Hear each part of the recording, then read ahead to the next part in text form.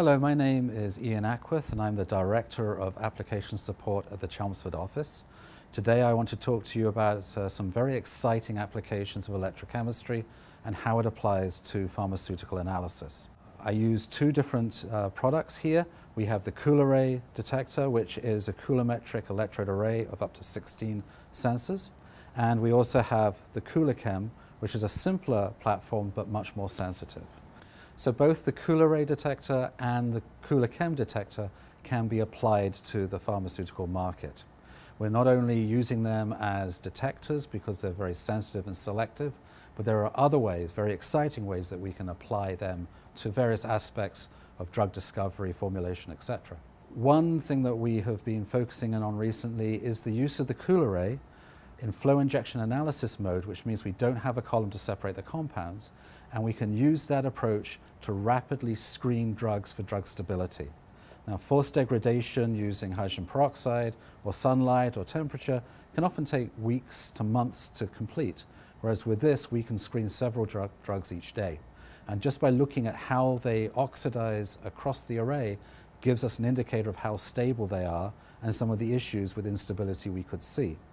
And furthermore, based on those data, we can now tell the formulation scientist which is the best antioxidant to choose to add to the formula, thereby cutting down that amount of time as well.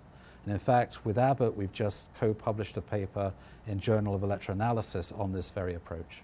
Another example is if we are looking at phase 1 metabolism, drug metabolism is a redox approach, again an electrochemical approach in the body, typically in the liver, using cytochrome P450s, typically using microsomes. What we have is the ability to emulate many of those reaction pathways using electrochemistry in a very clean, simple system. Very predictable, gives you a lot of very good information about how a drug is going to be metabolized. If you look at idiosyncratic toxicity, which is a real problem for many drugs, you don't want them getting on the market and having a subpopulation show drug intolerance. Using this electrochemical approach, we can actually make some of the toxic intermediates that the body forms very simply without having to use microsomes that will not give you any indication of the ability to make some of these reactive electrophilic intermediates. So in a very clean system, we can easily measure the production of some of these key detrimental metabolites such as quinones, quinonamines, and quinmethides, very simply using the CoulArray approach. What we have with the coulometric approach is a rugged, maintenance-free sensor that allows you very efficient measurement of the analytes. We're measuring 100% of that analyte, or we're causing 100% of that analyte to react using a very clean working electrode. There's no maintenance, as I mentioned, very rugged, reliable, can be used day in and day out. And that's key when you're looking at some of these analyses. All of these detectors are typically used with the Thermo Scientific Ultimate 3000 HPLC system as the front end.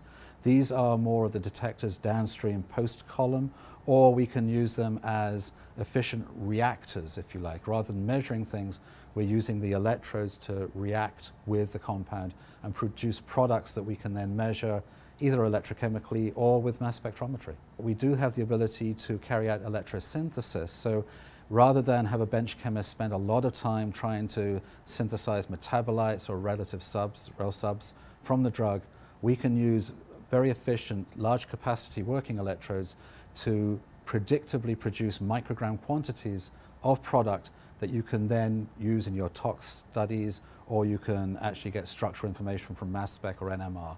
So yet again, another aspect of how we can use electrochemistry.